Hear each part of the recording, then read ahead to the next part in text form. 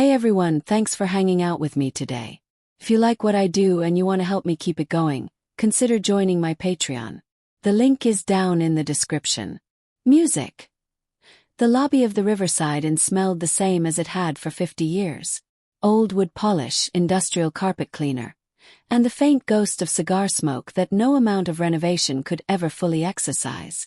Frank Delmont stood at the entrance with his suitcase in hand, taking in the familiar scene. The same brass chandeliers hung from the ceiling. The same oil painting of the Alamo dominated the wall behind the front desk. Time moved differently in places like this, he thought. It moved slowly or not at all. Mr. Delmont. The young man behind the counter waved him over with genuine enthusiasm. His name tag read Miguel. We have you in room 412, same as always. The elevator's been fixed since last time. Good to hear, Frank said, his voice carrying the gravel of 73 years and a lifetime of unfiltered camels. Last time that thing made sounds like a dying helicopter. Miguel laughed politely, though Frank suspected he was too young to understand the reference. Too young to understand most things that mattered to the men who gathered here every 5 years. Frank signed the register and took his key card. His reflection caught in the polished surface of the desk, a weathered face, deep-set eyes the color of muddy water, silver hair cropped close to the skull in the military style he had never quite abandoned. He was broad-shouldered still, though his posture had begun to curve with age. The body remembers everything, his physical therapist liked to say. Frank thought that was true in more ways than she knew. The elevator ride to the 4th floor gave him time to think about the suitcase at his feet. It was heavier than usual. Man, he had packed 2 wardrobes, telling himself it was just in case. In case of what? He had not allowed himself to specify. Music. His room was clean and sparse with a view of the river walk below. Frank set his suitcase on the bed and unzipped it, looking at the contents. On one side, neatly folded, khaki slacks, polo shirts. His old unit cap with a 25th Music Infantry Division insignia. On the other side, wrapped in tissue paper to prevent wrinkles, a soft blue cardigan, a floral print blouse, a simple Aoni skirt in charcoal gray. He zipped the suitcase closed again without unpacking and went downstairs to music. Meet the others. The reunion had started in 1975, just 2 years after the war ended. There had been 37 of them that first year, crowded into a VFW hall in Houston because no one had any money for hotels. Yet they drank cheap beer and told stories that only they could understand. Stories that their wives and children and neighbors would never fully grasp. Music. By 1980 there were 32. By 1990, 26. Now, in this 50th year since the war's end, there were 11. Ray Castillo was the first to spot Frank in the hotel bar. He rose from his chair with the careful deliberation of a man whose knees had given him trouble for decades and crossed the room with his arms already open. There he is, Ray said, pulling Frank into a hug that was rougher than necessary, the way men of their generation showed affection. The man who saved my life 3 times and still owes me $20 from a poker game in 72. It was 15, Frank said. And you cheated. I did not cheat. I simply had better cards. Because you cheated. They laughed, and for a moment Frank felt the weight in his chest ease. This was why he came. This was why he could not miss it. Not even for Santa Fe. The bar filled up over the next hour. Ed Thompson arrived with his oxygen tank and his refusal to let it slow him down. Marcus Williams came with photographs of his newest great-grandchild. Bobby Tran made his usual entrance loud and profane, hugging everyone twice and ordering drinks for the table before anyone could protest. They talked about the things they always talked about. The humid nights in the Myeong Delta. The sound of helicopters that still made some of them flinch. The men who were not there anymore whose names they recited like a prayer. Tommy Delacqua, Wilson Hayes, Patrick Music O'Brien, Samuel Waters. The list went on, and every 5 years it grew longer as more of them joined the ranks of the remembered rather than the remembering. Frank listened more than he spoke, as was his way. He had always been the quiet one, the steady presence in the chaos, The sergeant who never raised his voice but somehow made you want to follow him anyway. The man who had carried Tommy Delacroix 2 miles through jungle mud after the ambush at Cucci, refusing to leave him behind even when it became clear that Tommy was already gone. "You're quiet tonight," Ray said, settling into the chair beside Frank as the evening wound down. His wife Connie was upstairs having excused herself after dinner with the gracious exhaustion of a woman who had attended enough of these reunions to know when the men needed to be alone with their memories. "Oh, just thinking," Frank said. "About what?" "About Martha," Frank thought. About the way she had known him better than he knew himself, and how after 47 years of marriage, she had left him alone with all the parts of himself he had never shown anyone. About the first time he had put on her clothes after the funeral, standing in their bedroom in her favorite dress, and how he had expected to feel foolish, but instead felt something click into place like a key in a lock. About Tommy, Frank said instead. It was not a lie. He thought about Tommy every day. Ray nodded slowly. "I think about him too. I think about all of them." They clinked glasses and drank in silence. The first 2 days of the reunion passed in their usual rhythm. Meals together, stories repeated and embellished, at moments of laughter and moments of quiet grief. Frank wore his khakis and his polo shirts. He was the reliable sergeant, the steady presence, the man everyone expected him to be. On the second night, his brother Louis called from Phoenix. "How's the reunion going?" "Same as always. Good to see everyone. You doing okay?" "I worry about you, Frank. Alone in that house." "I'm fine, Louis. You don't need to worry. Martha wouldn't want you to be lonely." Frank thought about the blue cardigan folded in tissue paper waiting in his suitcase. "I'm not lonely. I'm just different now." "Different how?" "I don't know. Different." Louis was quiet for a moment. "You tell me if something was wrong, right?" "Nothing's wrong. I'll call you when I get home." After he hung up, Frank sat on the edge of his bed for a long time, looking at the closed suitcase. Different was not the right word. Truer, maybe more himself than he had been in 60 years. He had known since he was a boy, though he had not had the words for it then. There had been a summer afternoon when he was 12, alone in the house while his parents worked, and he had tried on his mother's Sunday dress just to see how it felt. The fabric against his skin had been a revelation.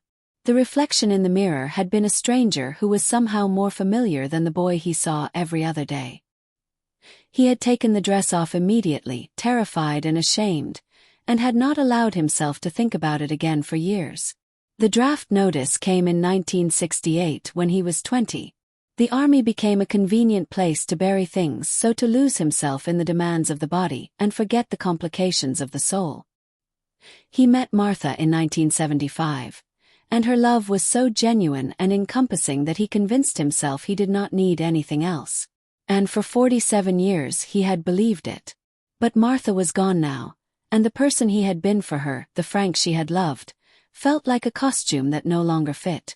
The third night of the reunion was the hardest. They gathered in the hotel conference room for the memorial service, reading the names of the fallen and sharing memories of men who had died too young. Ed Thompson broke down during his eulogy for Wilson Hayes, and Bobby Tran held him while he sobbed. Frank spoke about Tommy Delacroix, the same words he had spoken every 5 years for half a century, and still his voice cracked on the final sentence. After the service, they retired to the bar. The whiskey flowed freely, loosening tongues and memories alike. Frank drank more than he should have, trying to quiet the noise in his head. By midnight, he was exhausted and unsteady, and he excused himself to go to bed. In his room, he stood in front of the bathroom mirror and looked at the man staring back at him. Frank Delmont, sergeant. Music. Husband, brother, survivor. He could not bear it. The whiskey had lowered his defenses, and the grief of the evening had cracked something open inside him. He went to his suitcase and unwrapped the tissue paper with shaking hands. The blue cardigan was soft under his fingers, softer than anything Frank would ever wear. The floral blouse had small pearl buttons that required patience and fine motor control. The charcoal skirt fell to his knees, modest and elegant. In the bathroom, He washed his face and looked again at his reflection. The clothes transformed nothing about his body. He was still broad-shouldered, still weathered, still unmistakably old and male. But the person looking back at him was not Frank anymore. The person looking back was Francis, the name he had given himself in the privacy of his bedroom at home, the name that felt like permission to exist. He stepped onto the balcony for fresh air, not thinking about who might see him 4 stories up in the middle of the night. The river walk was quiet below. The tourists all gone to bed. The air was warm and humid, thick with the smell of the river. Francis leaned against the railing and breathed deeply. Now, feeling for the first time in 3 days like she could fill her lungs completely. "Frank, that you?" The voice came from 2 balconies down. Francis froze, her heart slamming against her ribs. Ray was standing on his own balcony, a cigarette in his hand, the ember glowing orange in the darkness. "I thought you quit smoking," Francis said, because it was the first thing that came to her mind, and because she did not know what else to say. "I did. Connie would kill me if she knew." Ree took a drag and exhaled slowly. "She's asleep. I couldn't settle down. You know how it is after the memorial." "Music." Francis said nothing. There was nowhere to go. The door to her room was behind her, but running would only make it worse. She stayed still, hoping the darkness would hide what the moonlight was already revealing. As it did not. "Music." Ray stubbed out his cigarette and walked along the connected balconies until he was standing in front of her. The moonlight fell across them both, silver and unforgiving. He looked at the cardigan, the blouse, the skirt. His face was unreadable. "Well," he said finally. "Ree, I can explain." "Sit down, Frank." Francis started again. "Right now it's Francis." Ree blinked. Then he nodded slowly, and lowered himself into one of the balcony chairs. He gestured to the empty chair beside him. "Sit down, Francis." He sat. They were silent for a long time. The only sound, the distant murmur of the river, and the hum of the hotel's air conditioning units. Francis waited for the questions, the anger, the disgust. And she had imagined this moment 1,000 times, being discovered, being exposed, and in her imagination, it always ended badly. Rejection, ridicule, the loss of everything she had built over a lifetime of careful concealment. But Regis sat there looking out at the night sky. "You know," he said at last, "I always knew there was something you were carrying that wasn't about the war." Francis turned to look at him. "How?"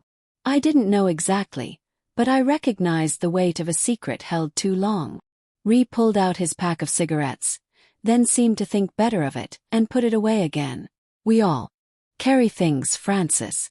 The war taught us that some of us carry the things we did. Some of us carry the things we couldn't do. And some of us carry the people we couldn't be. I don't know what to say." "You don't have to say anything." Ree leaned back in his chair, tilting his face toward the stars. "Do you want to tell me about it, or do you want to just sit here and watch the stars like we used to in the Myeong?" Francis felt her throat tighten. She remembered those nights 50 years ago. 2 young soldiers lying on their backs in a foreign jungle, finding constellations they recognized from home and trying to forget where they were and what they had seen. Ray had been her closest friend then, closer than a brother. They had saved each other's lives in ways that could not be measured or repaid. "Her name was always Francis," she said quietly. "Inside. Since I was a kid. That's a pretty name." "My mother's middle name." Ray nodded. "My grandmother was named Francis. Good woman. Made the best tamales in San Antonio." They were quiet again. Francis felt something, a knot in her chest. Something that had been pulled tight for so long she had forgotten it was there. "Does anyone else know?" Ree asked.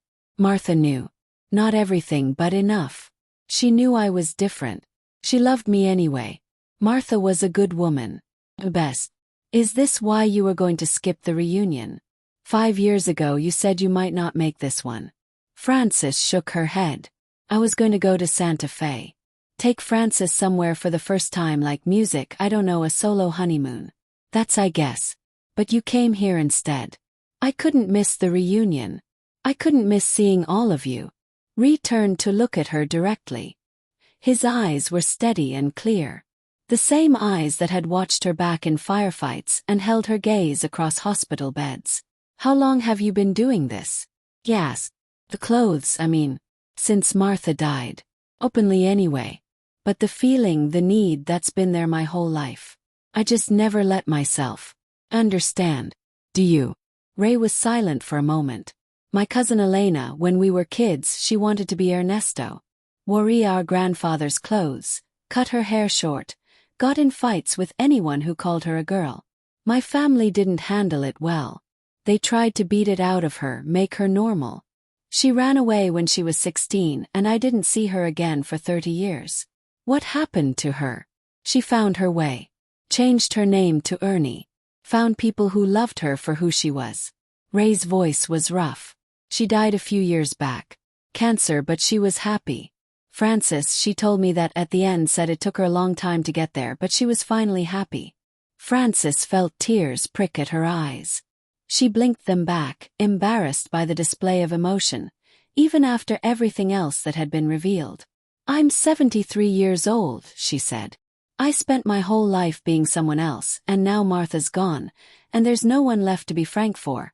And you don't have to be frank for anyone, Ree said. You can be whoever you need to be. It's not that simple. I know it's not. Nothing ever is. Ree reached over and put his hand on Francis's arm. His grip was warm and solid, the grip of a man who had pulled her out of danger more times than either of them could count. But you're not alone in this. Whatever you need, I'm here. You're not disgusted. Music, confused. I'm 71 years old and I'm still learning things about the world I thought I understood. Ray squeezed her arm once, then let go. But disgusted. Francis, I watched you carry Tommy 2 miles through mud and bullets. I watched you hold the line when everyone else was falling back. I watched you stay calm when hell itself was raining down on us. You think a skirt and a blouse changes any of that? Francis laughed, a wet and broken sound. When you put it that way, I mean it. You're still you. The best sergeant I ever served under, the best friend I ever had. They sat in silence again, but it was a different kind of silence now. Not the heavy silence of secrets, but the comfortable silence of two people who had said enough and did not need to say more. Are you going to tell Connie? Francis asked eventually. Not unless you want me to.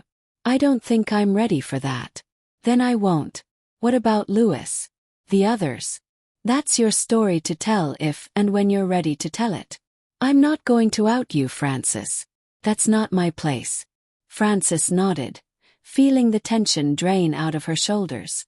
Thank you, Ray. I don't have the words. You don't need words. You just need to know that I've got your back. Same as always. The stars wheeled slowly overhead at the same constellations they had watched 50 years ago in the Myeong Delta. The same sky, the same friends, the same impossible weight of survival and memory and everything they could not say. It's beautiful tonight, Francis said. Yeah, it is. They sat together until the sky began to lighten in the east. Two old soldiers keeping watch against the darkness. Eventually, Francis went back inside to change, to put away the cardigan and the blouse and the skirt, to become frank again for the final day of the reunion. But something was different now. The clothes went into the suitcase, but the person who had worn them did not disappear. The last day was bittersweet, as it always was. They made their promises to meet again in 5 years, knowing that some of them would not be there, and they hugged and cried and laughed and told the same stories one more time. And when it was time to leave, Ree found Frank in the lobby. Same time in 5 years, he asked. Music. Same time in 5 years, Frank said. Ree pulled him into a hug, the same rough embrace as always, but when he pulled back, he held Frank's gaze for a moment longer than necessary. Take care of yourself, Francis, he said quietly. Both of you. I will. Connie was waiting by the car, and she waved at Frank with the same friendly warmth she had shown for 40 years. She did not know. She might never know. But Ray would keep the secret safe, as he had kept so many secrets over the decades of their friendship. The drive home was long. Frank drove in silence, the radio off, the windows down to let in the spring air. And he thought about the reunion, about the memorial service, about the men who were gone and the men who remained. He thought about Ray on the balcony, accepting without question the person he had never expected to meet. Halfway home, somewhere in the empty stretch of highway between San Antonio and the hill country, Frank pulled off at a rest stop. He sat in the car for a long time, gripping the steering wheel, staring at nothing. And then he cried. He cried for Martha, who had loved him even when she did not fully understand him. He cried for Tommy Delacqua, dead in his arms in the jungle mud. He cried for the boy who had tried on his mother's dress and been too afraid to ever do it again. He cried for all the years of silence and concealment, the weight of a secret carried so long it had become part of his bones. But mostly he cried from relief, the relief of being seen by someone who had known the Frank he was before he knew the Francis he was becoming. The relief of a secret shared and held gently without judgment or condition. The relief of knowing that he was not alone. The tears lasted a long time. When they finally stopped, Frank wiped his face with the back of his hand and looked at himself in the rearview mirror. The same weathered face, the same deep-set eyes. But something was different now. Something had shifted, opened, made room for the person he had always been inside. He started the car and pulled back onto the highway, heading home to the house where Francis was waiting. Did you like the story? Hit that like button and tell me what you thought in the comments. Do you want to hear more stories? Subscribe and hit the bell. For exclusive content and early access, check out our Patreon. You can find the link in the description, or you can watch any of the videos shown on my right. Thank you for watching and see you in the next video.